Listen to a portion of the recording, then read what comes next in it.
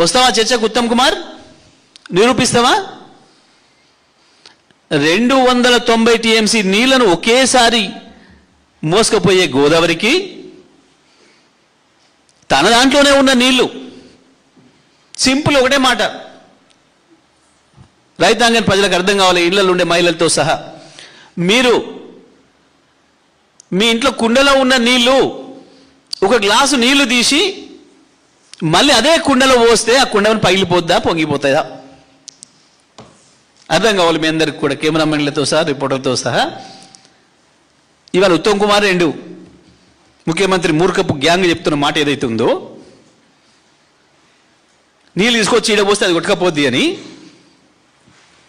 కుండలో ఉన్న నీళ్లను తాగుదామని తీసుకున్న నీళ్లు, గ్లాస్ నీళ్లు ఏదైనా కారణం చేత అదే కుండలో పోస్తే ఆ కుండకు బరువు ఎక్కువవుతుందా, నిండుతుందా, నీళ్లు పొర్లిపోతాయా? ఉత్తమ్ ఇప్పటికైనా అర్థం చేసుకోనని చెప్పింది. ఇక మాట్లాడక ఇటువంటి అజ్ఞానం మాటలు.